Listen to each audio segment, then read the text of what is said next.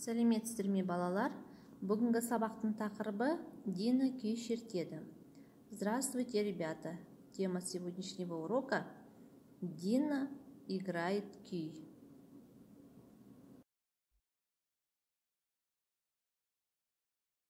Жаңа сөздермен таныс болайық. Ознакомимся с новыми словами.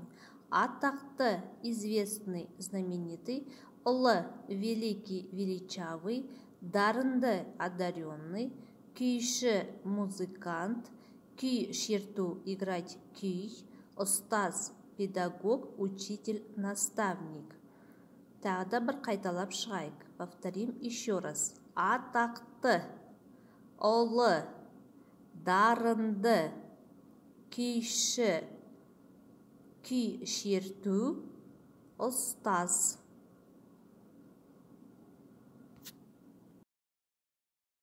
Жалғауларды қайталап оқып шығамыз. Повторим окончание. Мен күй шертемін. Сен күй шертесің. Сіз күй шертесіз. Ол күй шертеді. Мен күйшімін. Сен күйшісің.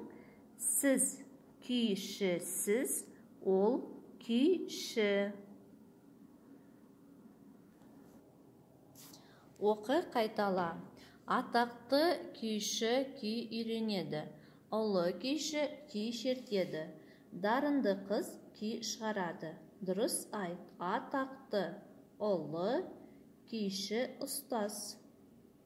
Оқылым. Екінші тапсырма. Мәтінді оқы. Қою қаріппен жазылған сөздерге сұрақ қой. Прочитайте текст.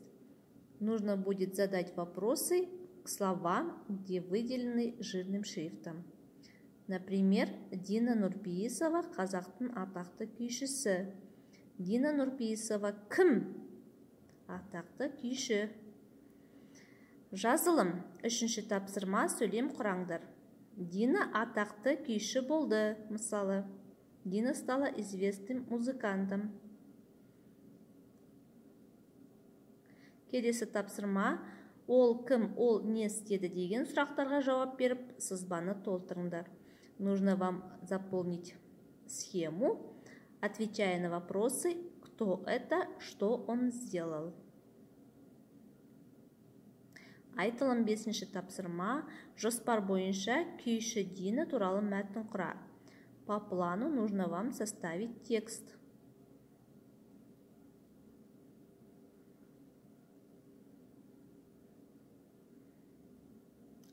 Оқылым. 6-ші тапсырма, сөйлемдерді оқы, ақпараттың дұрыстығын анықта. Прочитайте предложение, и вам нужно будет написать, где верно, где неверно. Дұрыс, дұрыс емес. Егу тапсырма, 40-шы бет, жаттау. Тарт күйіңді домбыра, төгіл тәтті күй, тау суындай сылдыра, желпін же соқтыр деген тақпақты жаттап келу. Сонымен қатар жаңа сөздерді қайталап шығу. Атақты, ұлы, дарынды, күйші, күй шерту, ұстаз. Повторите новые слова. Осымен сабақ аяқталды. Сау болыңыздар.